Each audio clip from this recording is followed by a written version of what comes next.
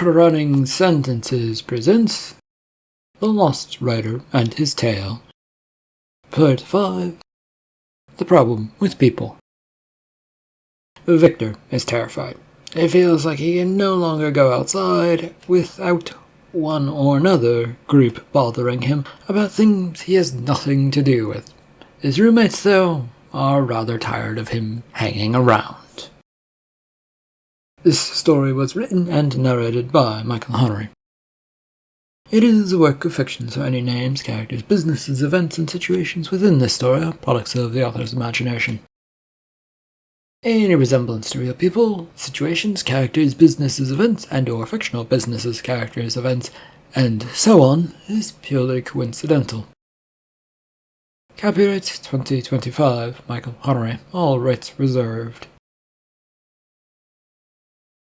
For the third day in a row, Victor awoke and stared at the ceiling of his apartment bedroom. 3 days since he'd been confronted by Riley outside of his apartment building, and he hadn't left since then.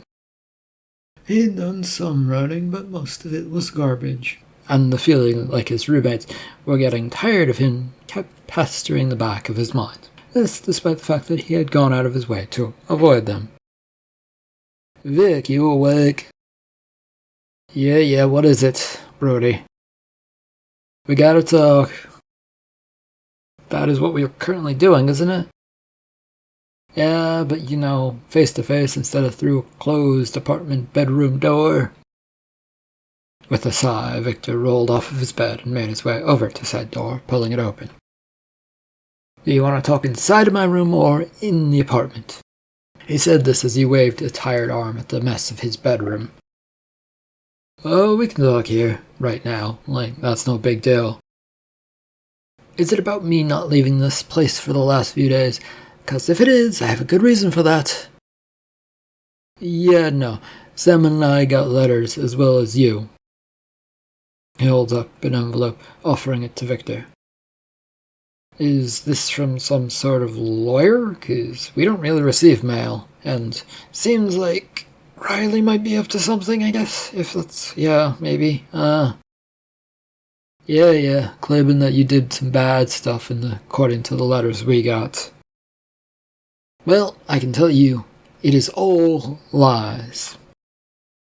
He'd taken the letter, but wasn't sure if he wanted to open it up. It felt like if he did, he would be boxing himself into whatever situation it said, and he would have to go along with it. Claims, though, were pretty terrible. Can you tell me what they said, Brody? You forced your way into the rooms of Miss Riley, Brody offered after a moment of thinking it over. I did not. And you had your way with her. Didn't do that either. She did let me in, though. Apartment, I'm sure she's taking care of all of the footage from her apartment building, so that probably doesn't exist. Why would she let you into her apartment? Why would she do any of that? Brody asked as Victor continued to stumble with his answers. Lie or take the footage and remove it? Victor replied. Both, man. Well, I think she thinks I lied about the private detectives that came to visit me. Oh, yeah, those ones. You have any proof of them? Brody, the only person who has seen them is Lucy from Stephen's bar, and I don't think she wants to help me unless I help her. Why? And who is she again? Brody was shaking his head, just trying to keep up. One of the workers there, and sometimes my boss, I guess. She was here in the apartment and saw Sherry, one of the detectives, I guess, who was also here. Who is Sherry, man? The private detective who reportedly was missing, but isn't really. Right. You need to deal with whatever all of this is before it gets out of hand, 'cause I think it's already out of hand, and it's weird.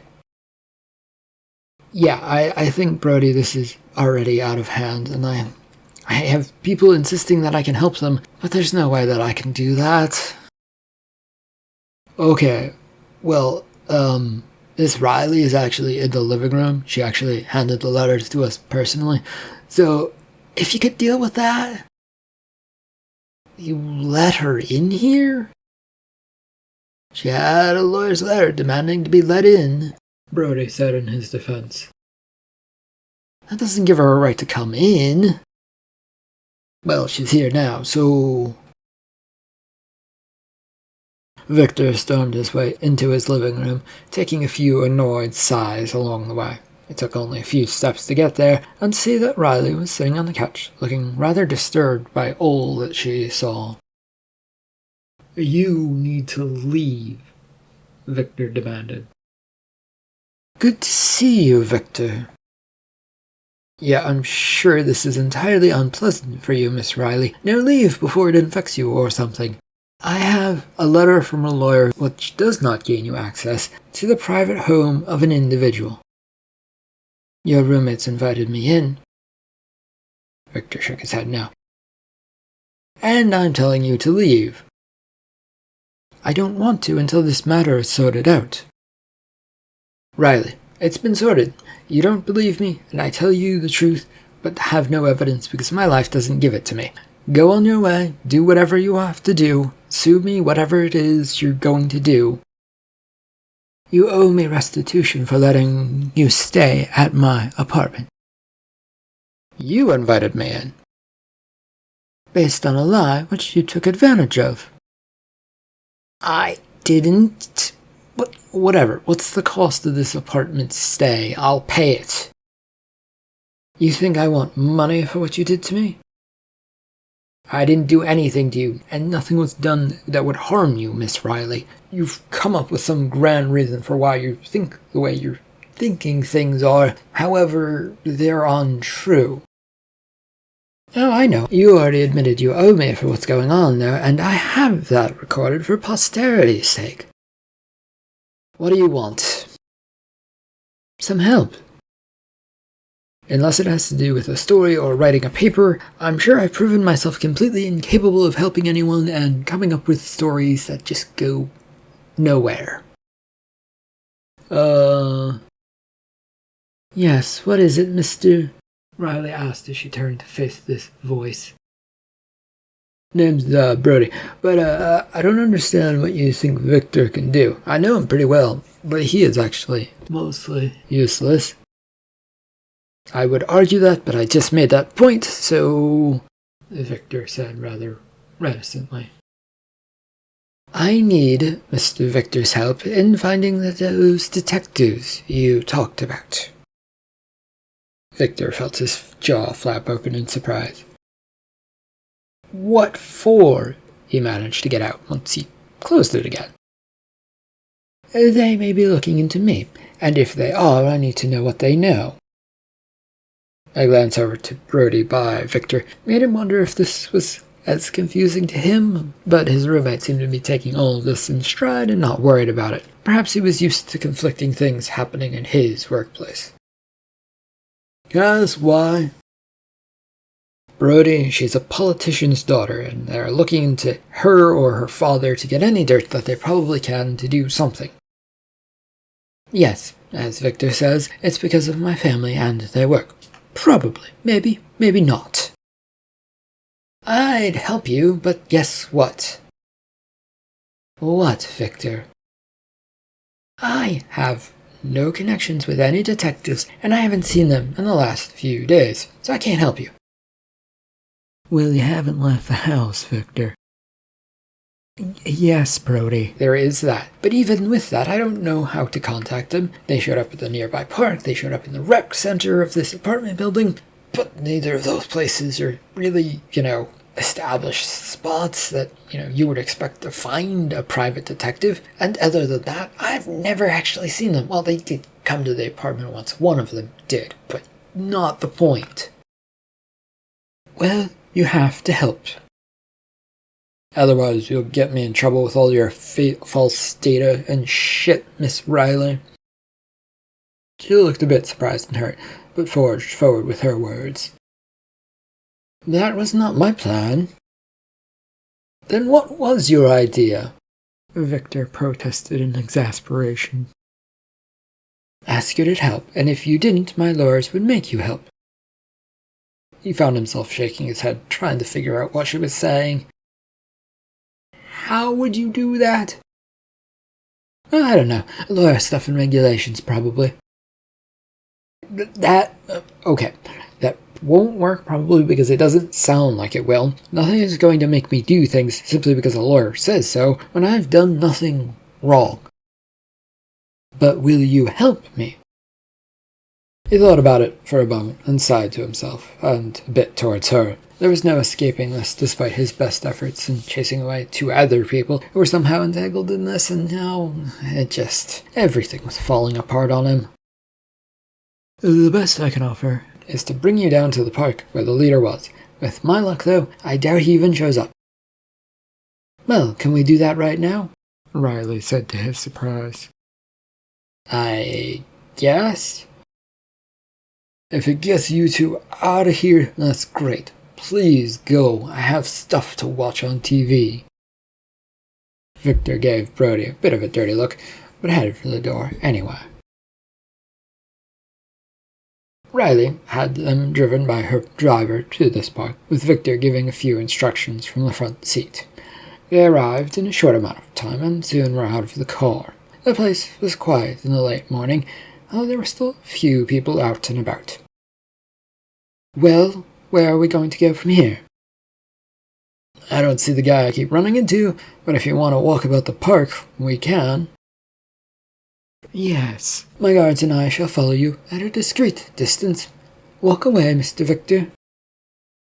He looks at her, shakes his head, and tries to figure out how that will work, then decided it isn't worth the effort to think about. So follow me, then, I guess. Oh, we will. Just get to walking away. Yeah. Unsure of what else to do, Victor turns and begins walking into the park. His eyes were on the lookout for this old man, but so far there was no sign that he could see of him. He hadn't actually expected the man to be there, and had told Riley several times that this might be the case. She, however, did not want to listen to him. A glance behind him showed that the young woman and her guards were not really all that far behind. You know, you look rather obvious back there. Well, what am I supposed to do? Stand a bit further back and see who approaches me? You don't have to actually follow. You can... Pretty small park, you can just keep an eye on me. I would feel better if I could follow you there. Why? Is this detective so important to you? You have to snatch him up to talk to him the moment he approaches? Yes. That didn't help Victor at all, and all he could think to do was wave his hands to back her and her guards up a little bit more.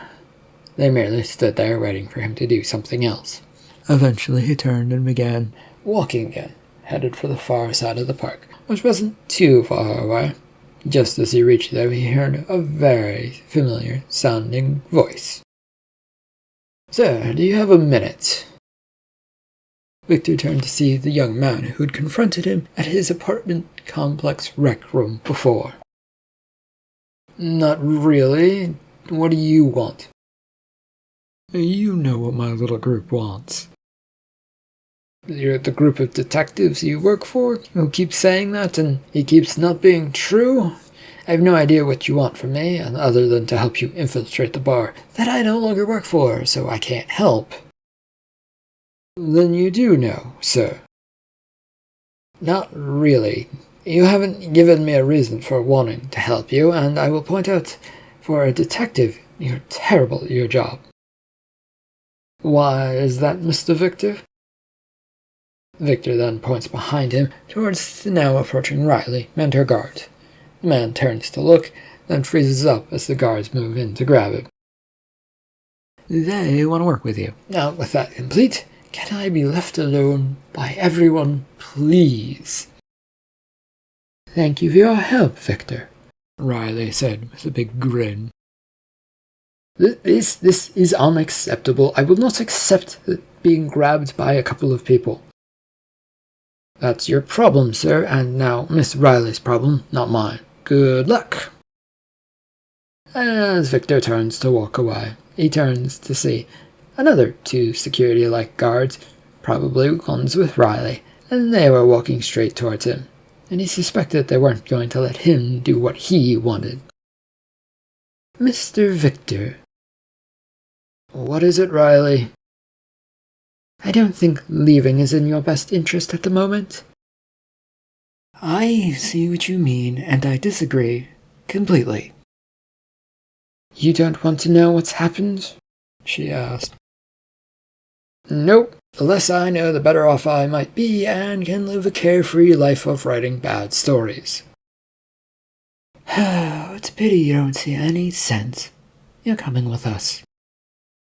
The two guards had closed in on him, grabbing him by the arms. Victor cursed himself for not thinking of grabbing a self-defense spray or something else to fight this off when he was leaving the apartment, and that being in his apartment had been all the safety he needed from all of this madness, and that he'd been lured out to here.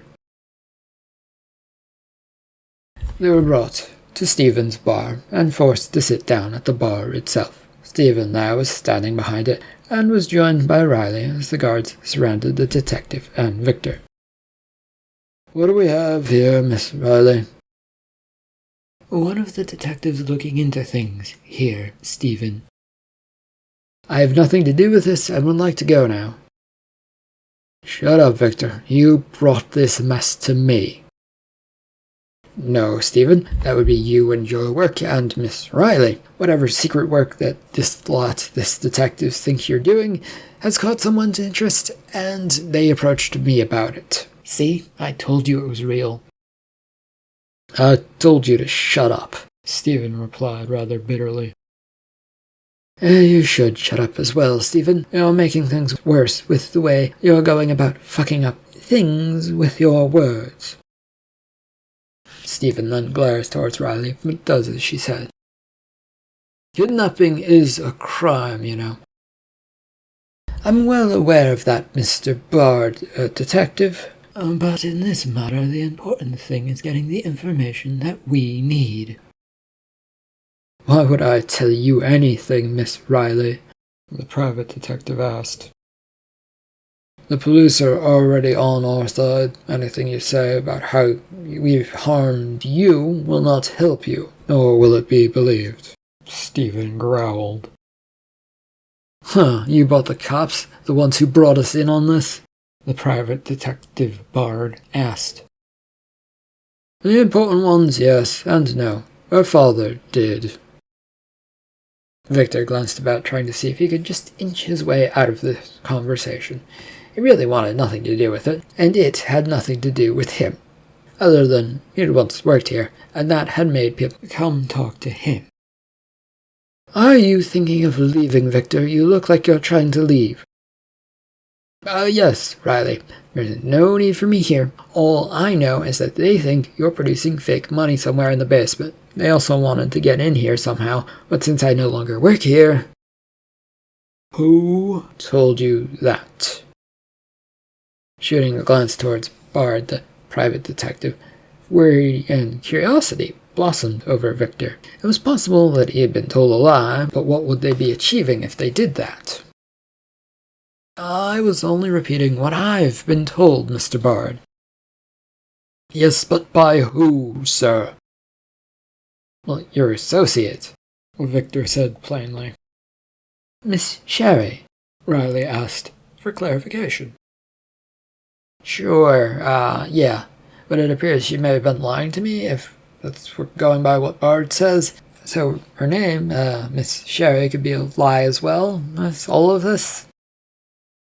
"Unlikely, I think," Stephen announced. "Well, do tell, then. How am I being led astray, Stephen, or Mr. Bard, or Riley, or anyone? Just, tell me." He'd put his feet on the ground from the bar stool, a really tall one that he'd been sitting on, so that he could stand and slide to the side. Maybe escape a little bit, not quite the effort that Victor wanted to get away from here. It would have to do for a moment, and it felt quite passive, really, all things considered. His hope, though, would be enough to at least go unnoticed. They want you on their side, so lying doesn't achieve that, Stephen offered, pointing towards Victor. That only really works in stories, and if you're going to be around a person for a long time. If you only know them for a few days, get what you need out of them, then get out. You can tell as many lies as you like. I guess that's also in stories. Right, Victor. But then what about that website and information I found? Set up to make things look a certain way? I don't know, Stephen. He's right, though, Stephen. It could be set up to look a certain way. Excuse me, but we have not set up some elaborate scheme to convince one fool that things look good. It costs too much money for such schemes, and have you seen our private detective's wages? It's almost criminal how little we get paid sometimes for all the work we do. Well, it turns out the PI is on my side this time, Riley and Victor. Well, that's just another lie to get around you and figure out what you're up to, isn't it? Victor, please stop confusing and muddling matters. It isn't helping your escape from here, and your movement is rather obvious. Stephen looked over at him sharply through narrowed eyes. Victor had managed a few inched steps away, but hadn't gotten anywhere quickly. That one missed what I was doing, so it was minorly successful. Which isn't saying much, Victor, because he misses a whole lot, don't you, Stephen? Well, if we can just talk about things, the sooner I learn about all that is wrong, the sooner I can report it, and the sooner, we can all be in clear. Are you wearing a wire, Mr. Bard? Why are you interrupting?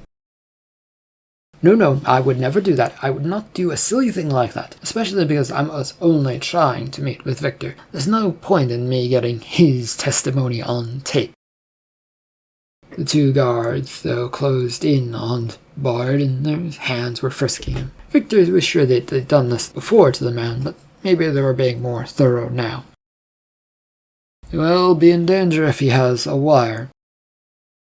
You will be, Stephen. I, on the other hand, will escape notice. Don't you dare turn on me, Stephen snarled.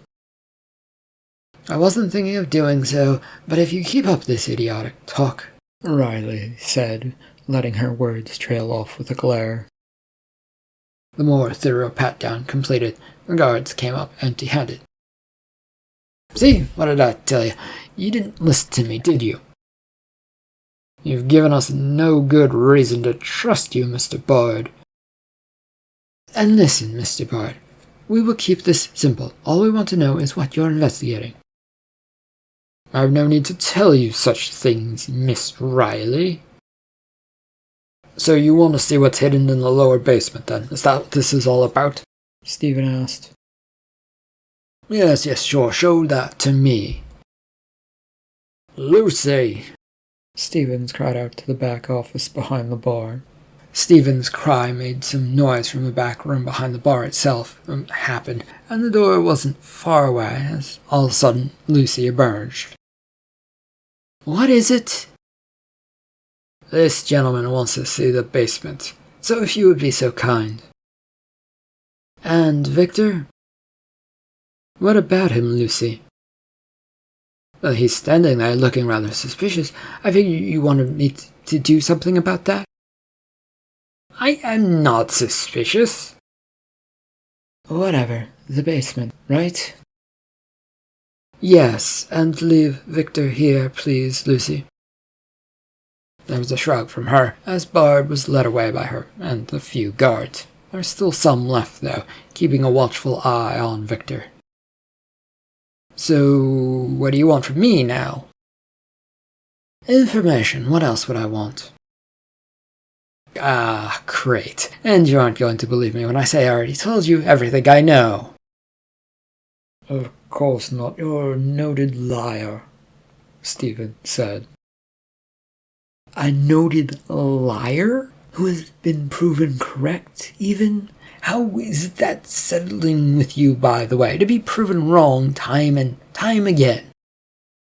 Keep your mouth shut, and I won't have to think or worry about it, now will I? Yet you want me to talk and confess to whatever knowledge I don't know? Make up your minds, please. Stop trying to rile up Stephen. It won't let you get out of this.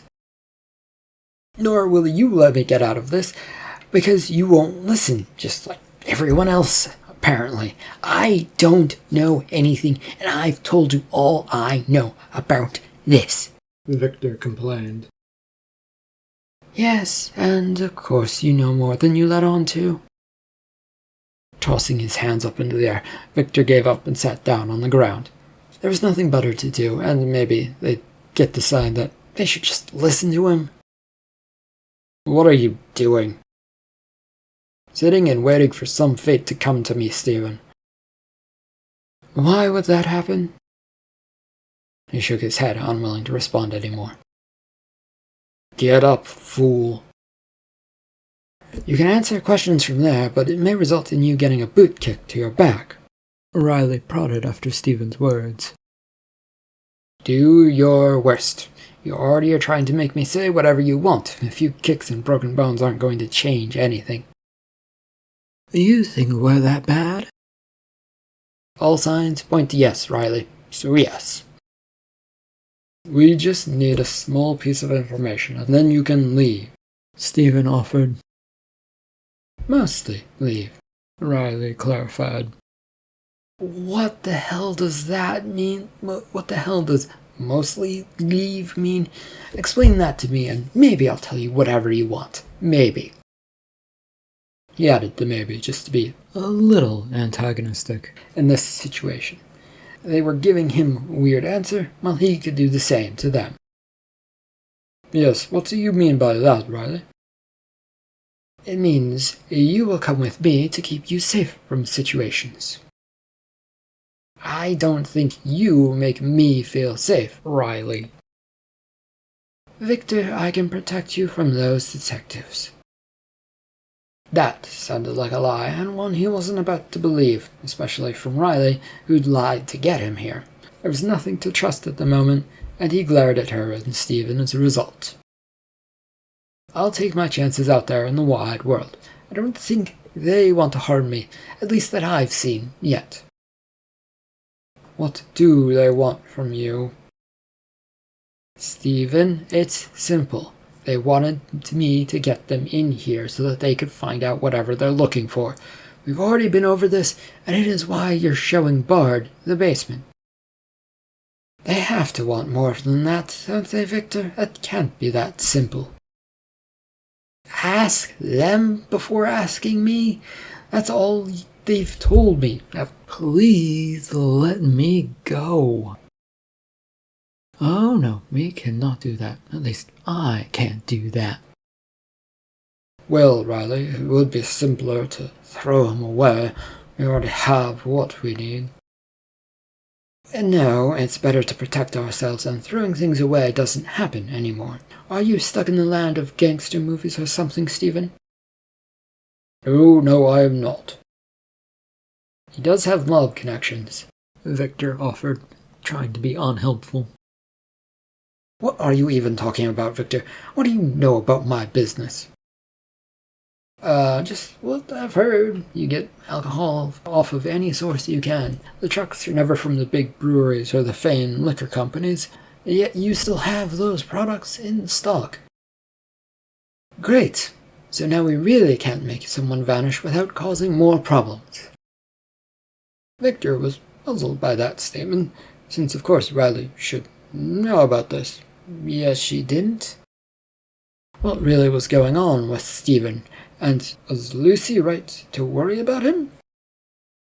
He eyed the man, who was now nervously looking back to the back of the bar where the basement doors were.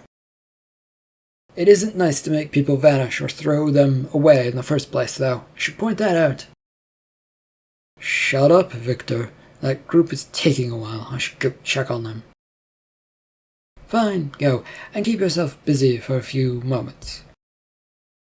Stephen then departed in a hurry, though throwing a few annoyed glances in the direction of Victor and Riley to show his displeasure.